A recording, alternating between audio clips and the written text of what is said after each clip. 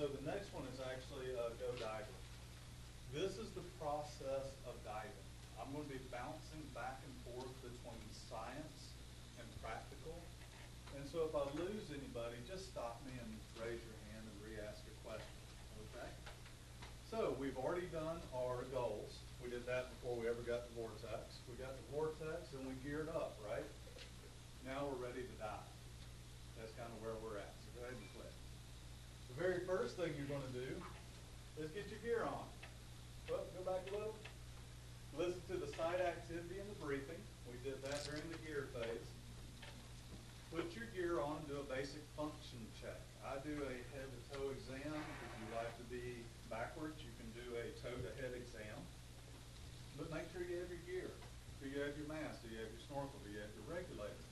Do you have your tank? Does your tank have air in it? Is your air on? Is your BC on? Is your BC connected? Is it functioning? Do you have a weight belt on? Do you need any type of equipment like lights, compass, reels, slates, lift bags? Those would be a good thing to have for you specifically.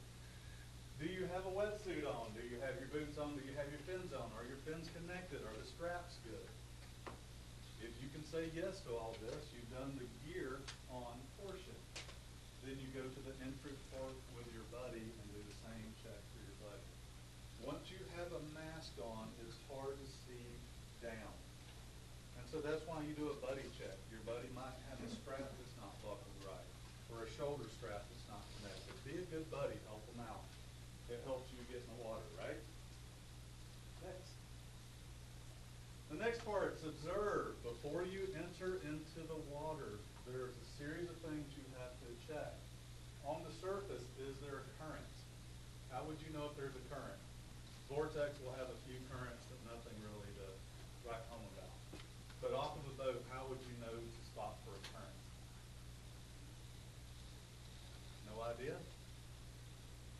What is current?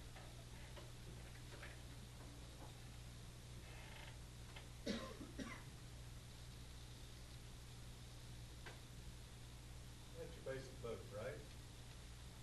All dive boats have a series of lines attached to them. One of them we call the trail line.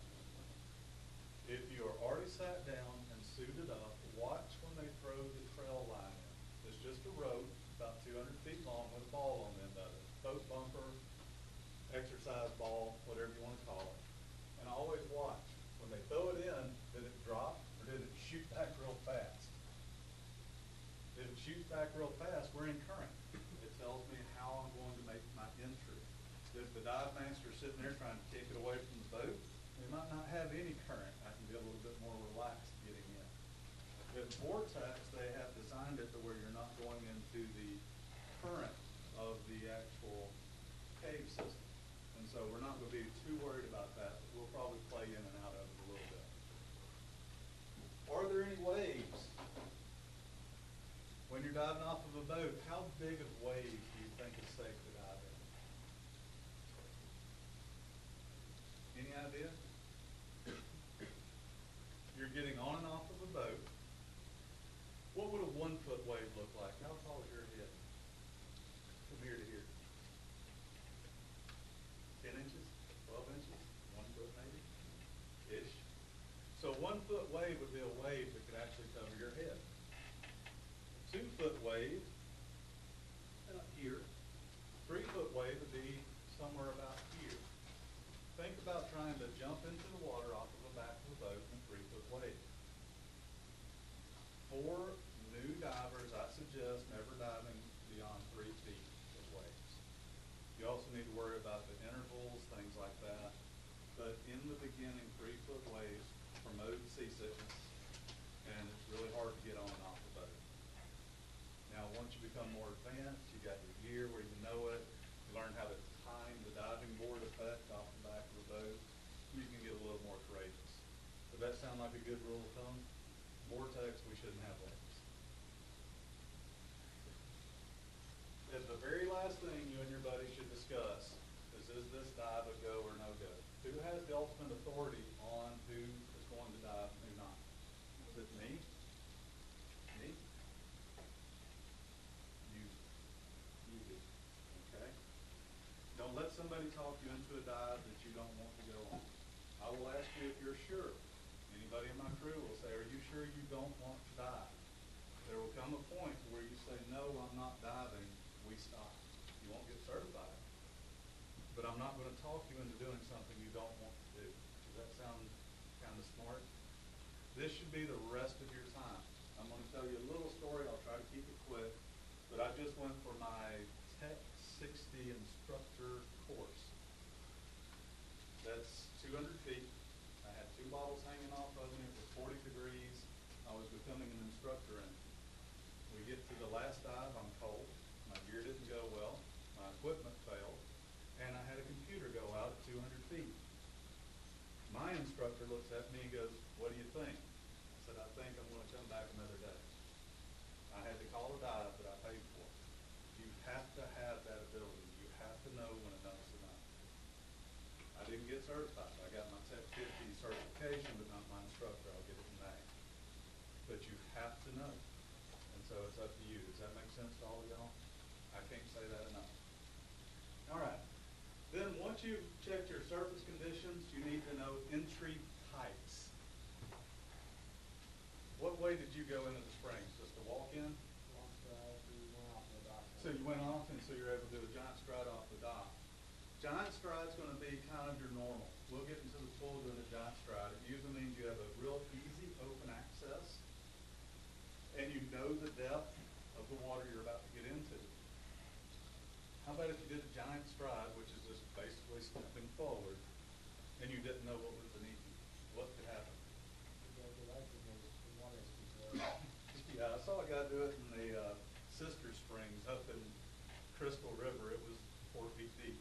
He didn't check to see how deep it was. He did a giant stride, hit the bottom like this. I said, you okay? I'm fine. And then went diving. Know how deep it is. Know what's beneath you. And then a giant stride works.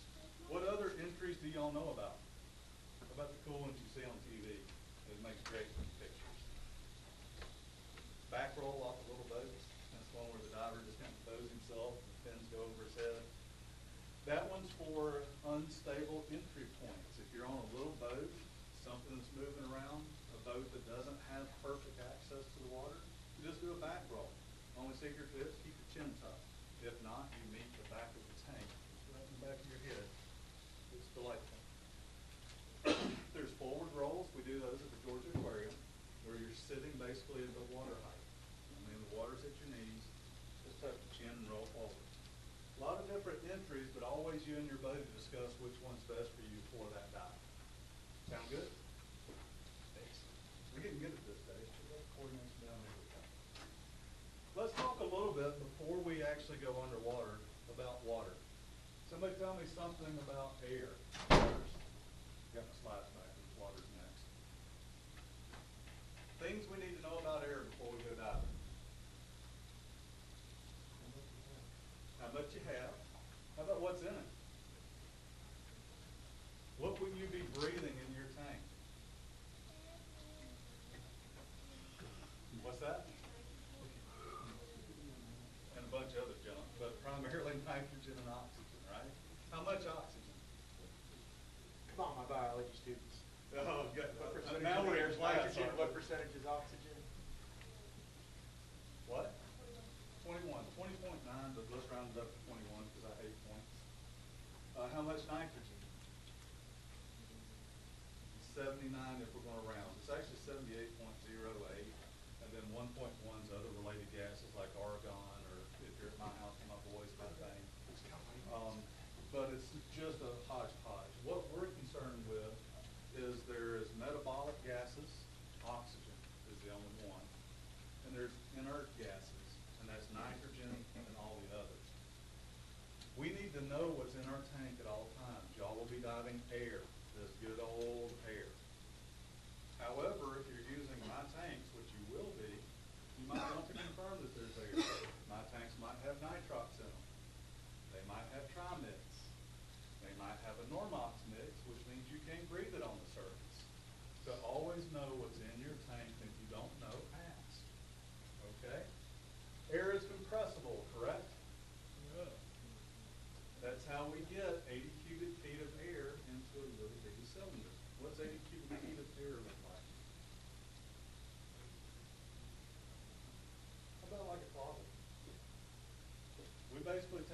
air volume that's in a closet, compress it down, and put it into a cylinder. That's what it takes for you to breathe underwater. It'll expand indefinitely, it has no shape. However, it is a poor conductor. What does conduction mean? Transfer of energy. The reason why we even care is, what's our room temperature right now? Yes. 70, 72, I'm going to say 74, I feel kind of warm, but I think I'm also white. About 70, 72, but because air is a poor conductor, it's comfortable. What does 72-degree water feel like?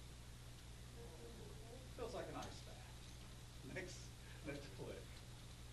Water has a definite volume, definite density and weight, and it is not compressible. It weighs 800 times more than air does.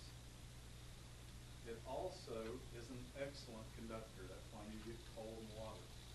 1 cubic foot of salt water weighs how much? 64. What's a cubic foot look like? Anybody know what a cubic foot is? Yeah, it's like, like the foot is like square, and then There you go. There's this and that. Is that specifically what we, that's 1 cubic foot. So 1 cubic foot of air weighs hardly anything. 1 cubic foot of salt water weighs 64 pounds. 1 cubic foot of fresh water weighs 62.4 pounds. Next slide. Atmospheric pressure. You must understand pressure in order to safely go underwater. What is atmospheric pressure?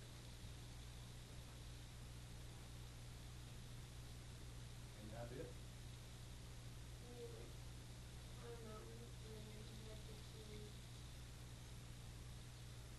Air density is less. Your atmospheric pressure is less. You're breathing less oxygen, but you're breathing the same percentage.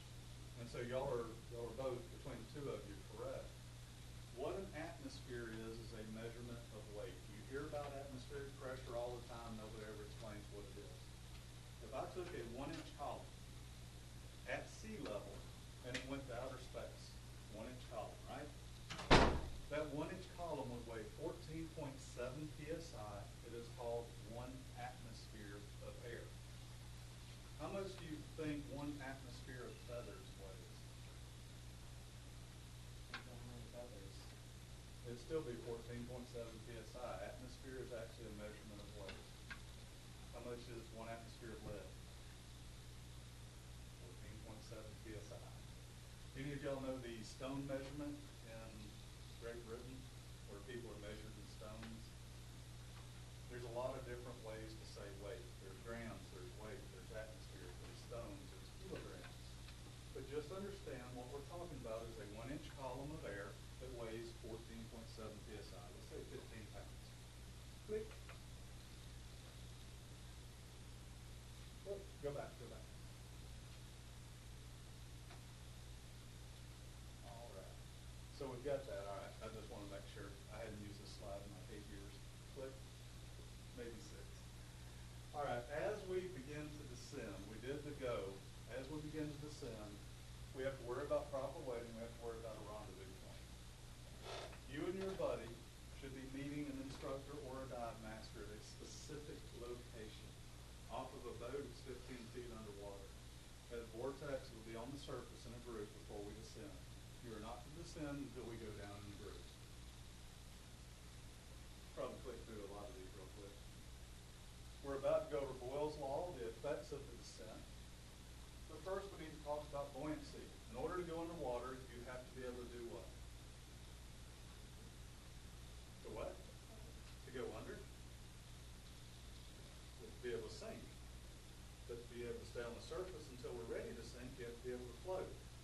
And so you're going to hear a lot about buoyancy in this class. But understand, positive buoyant means I need you on the surface. Negative buoyant means I need you on the bottom. We're only negative when we have to be. The entire goal of this class is to get you neutrally buoyant. Neutrally buoyant means you're under control. You constantly adjust for this control. Does that make sense to y'all? As we go underwater, pressure is going to increase. decrease, therefore you have to add air. And we'll get into that slide. Go ahead. Archimedes' principle. My kids are lucky they're not named Archimedes. Who's Archimedes? Some guy. You're spot on today, buddy. How long ago did some guy live? A while. Do you hang out with my youngest son? No, he goes comments. But that sounds like his answers. All right, so we have some guy that lived a long time ago named Archimedes. Archimedes was actually a very intelligent scientist when people were still worried about the gods being angry when it thundered and lightning. This guy was figuring out things like why objects float and sink. Yes? Is this the same guy that took like a meter of air at the bottom of the mountain and then carried another one up to the top of the mountain? That would be Galileo. You were close though. I think they hung out together in books. It's kind of weird because you take Galileo down and it's posted right next to you. Yeah, my second son's like he's not named Galileo. But anyway, Archimedes, actually, let me give you a real quick story about him.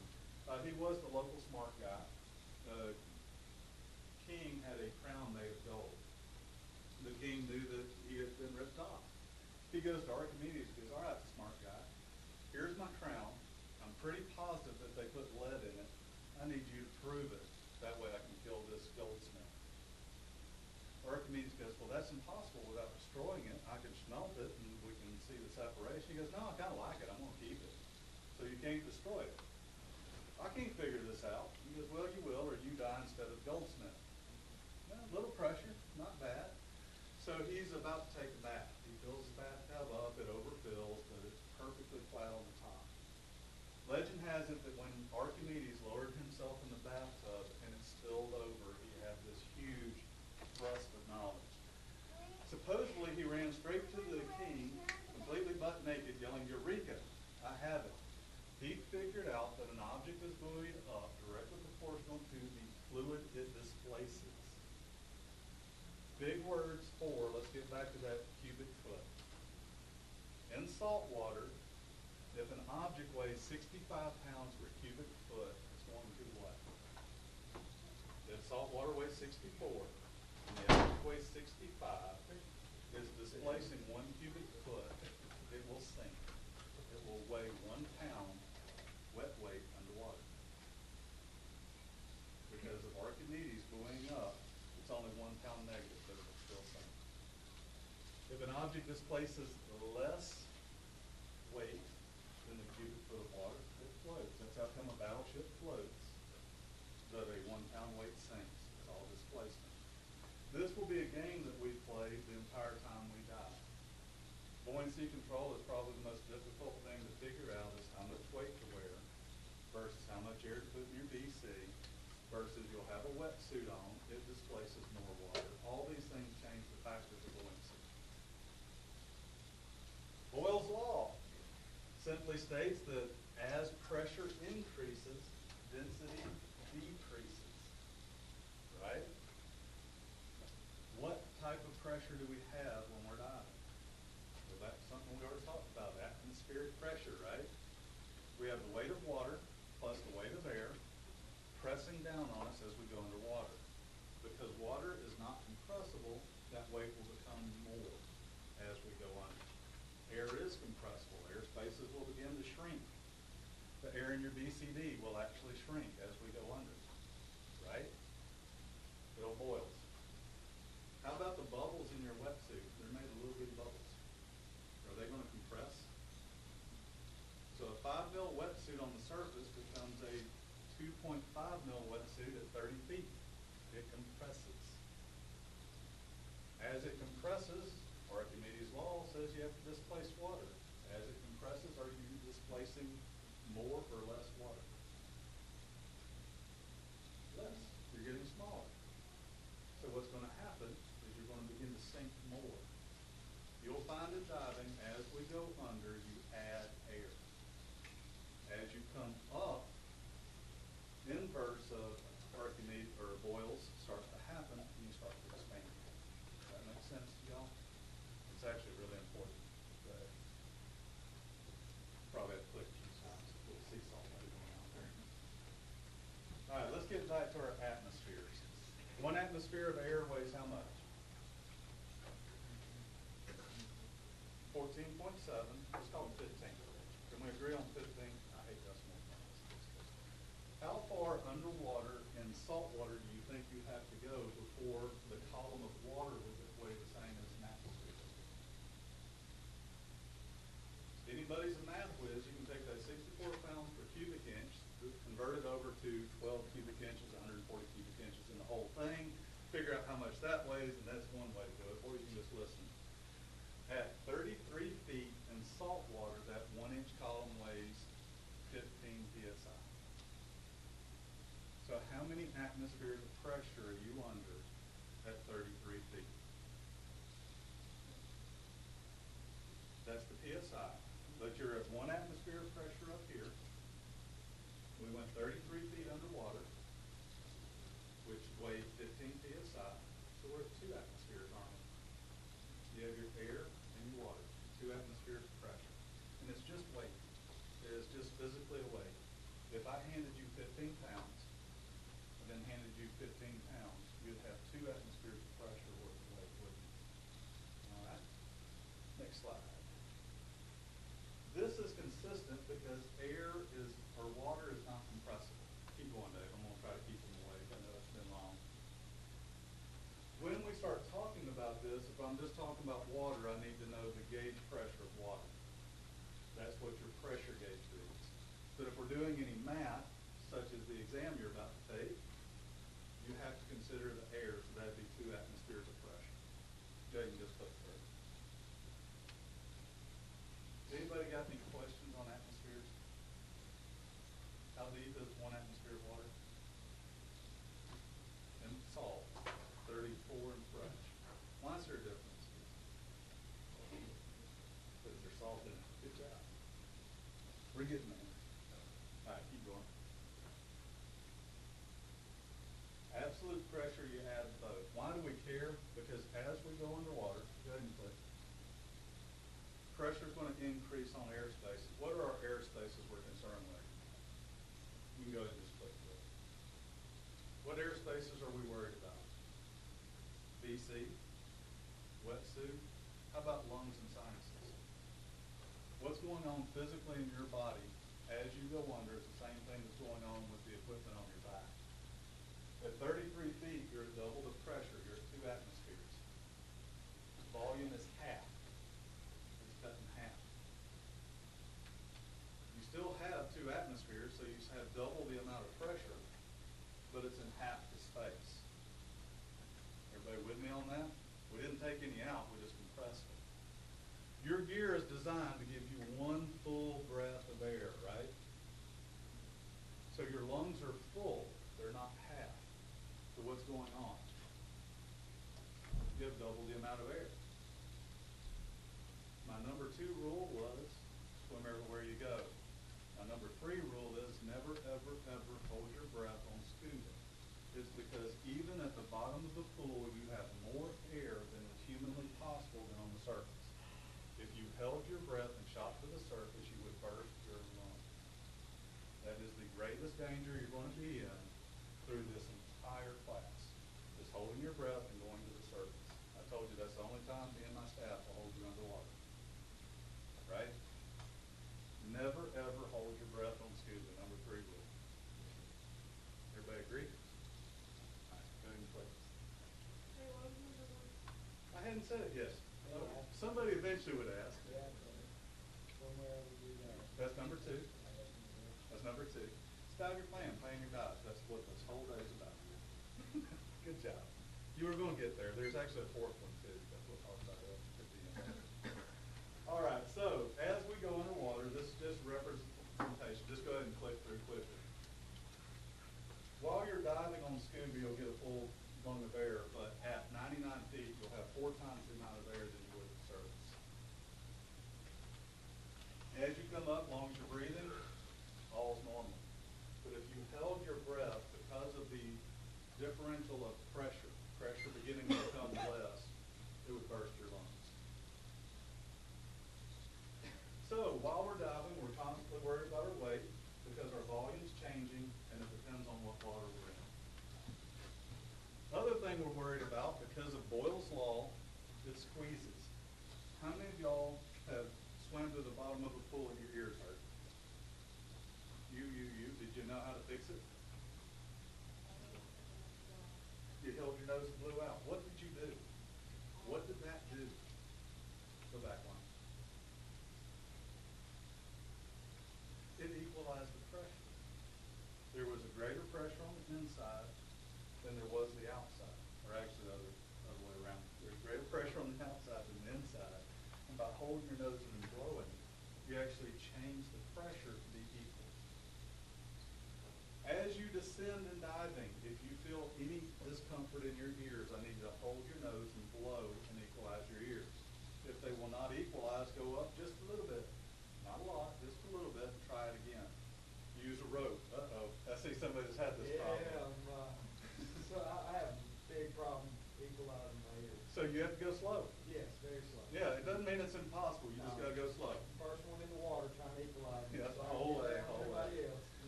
You see, my ears years ago gave up. I just wiggle my jaw and they clear. Yeah. So, yeah, it's a condition thing. All right, now, squeezes happen on the way down. And so as we descend, if you have a squeeze, how would you let me know? Point. There you go. I'm a simple person. Simple words. Point and go like this. And I'll go up a little bit. All right, and hold on to the rope. Just go up, squeeze and blow. I'm sure he can help you out. Yes, sir. All right, click to the next. It's funny, you can tell the diver in the room. They start fidgeting, sticking their fingers in. All right. I'm good. It's all right. Y'all got your paperwork. You've already talked to Ms. Stein. All right. Have fun at work. Where you work? Burger King. Burger King. Laura gonna come by there in a minute. Yeah, that's why I was asking. Just everybody meet at Burger King. That way she doesn't miss a thing. All right, guys. Wouldn't that be just mean? Sit in the front lobby. All right, we've done the descent. As we go under, we all want to be controlled, monitoring our buoyancy, monitoring our air spaces. Other problems that are going to occur during the descent is somebody in here will lose a fin or a weight belt. That's why we're going to use a rope. You lose a fin, just hold on to it. Dave's good at finding fins. He brings them back, sticks them on.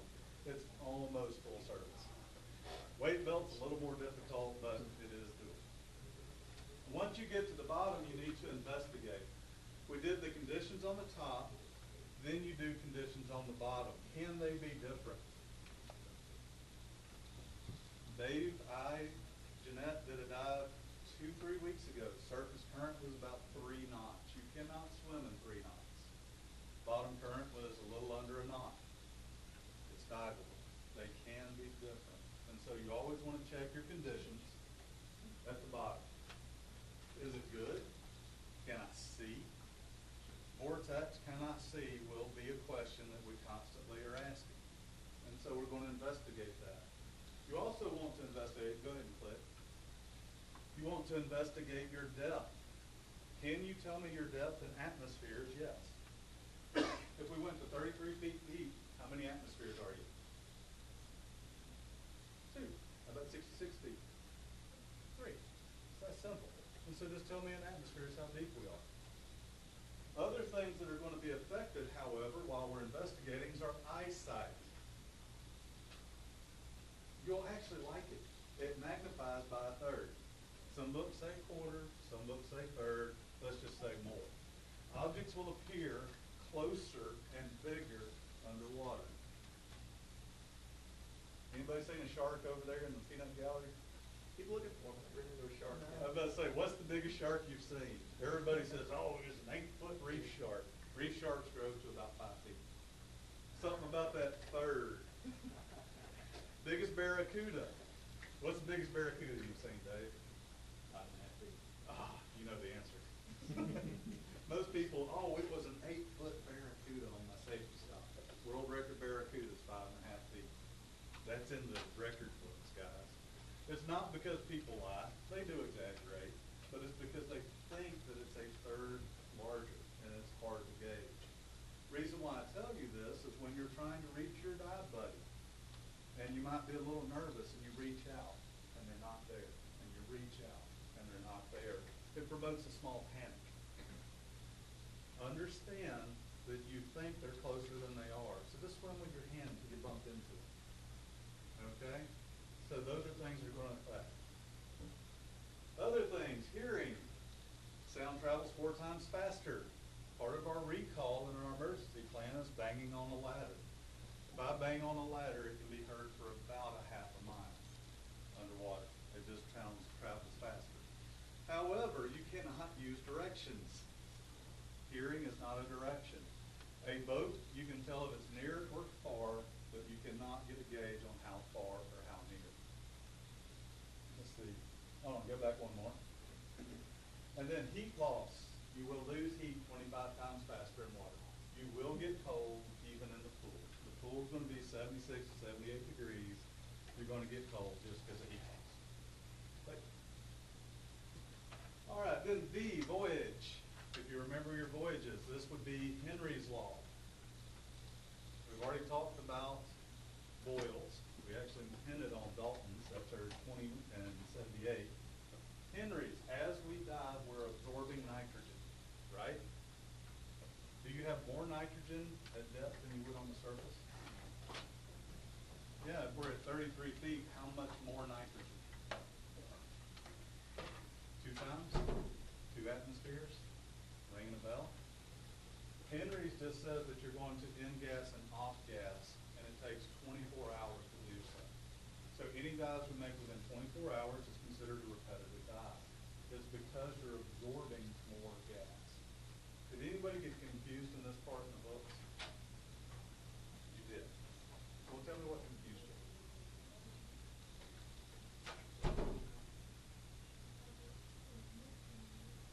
Okay, think about it. At 33 feet, we have twice the amount of air in our lungs, right? So even though it's still 79%, it's 79% of 2 atmospheres, not 79% of 1 atmosphere. So it's twice as much.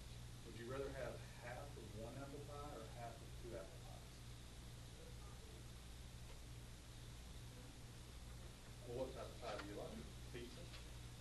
All right, so would you rather have half of 1 pizza or half of 2 pizzas? It's still half, but it's more, is what I'm getting at.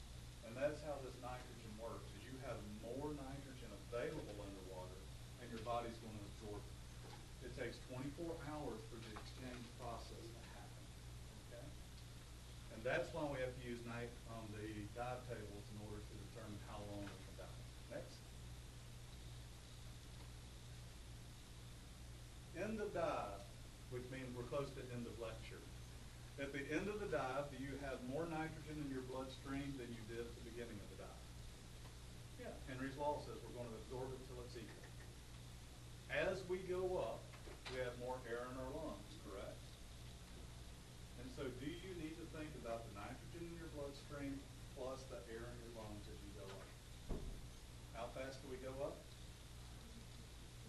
30 feet per minute, because we're worried about the air expanding in our lungs and the air expanding in our bloodstream. All right, so go ahead. Also, we're worried about blocks. Can anybody remember what a squeeze is? As we go under, airspace is squeezed. Well, what if you have kind of snot in your sinuses? Could they block air coming out of your sinuses? That's called a block.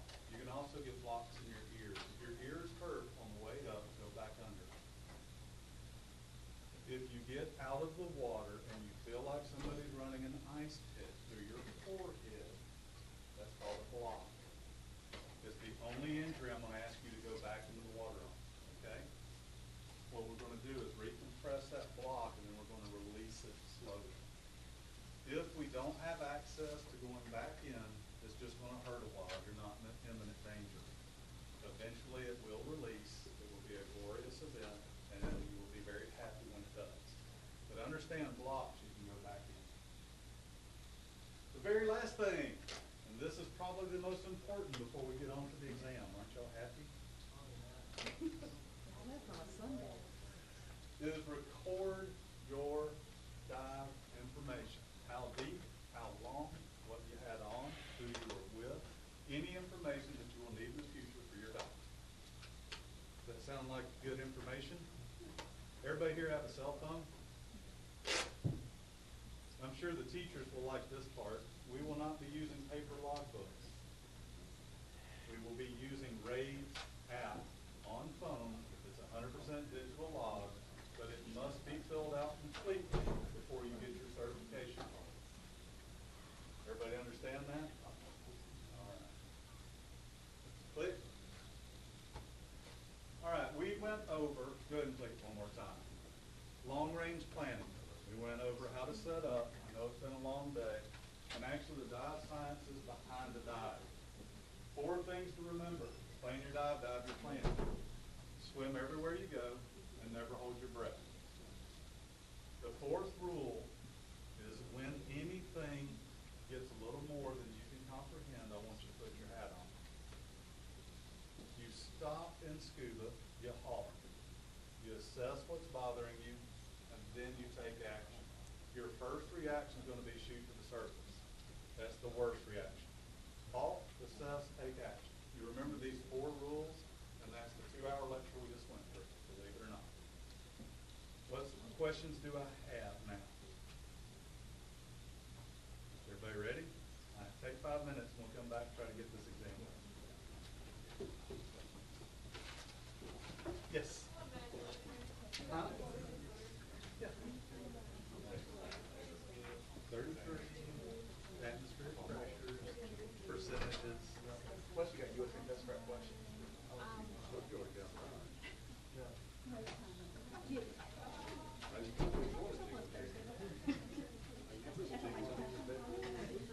See y'all.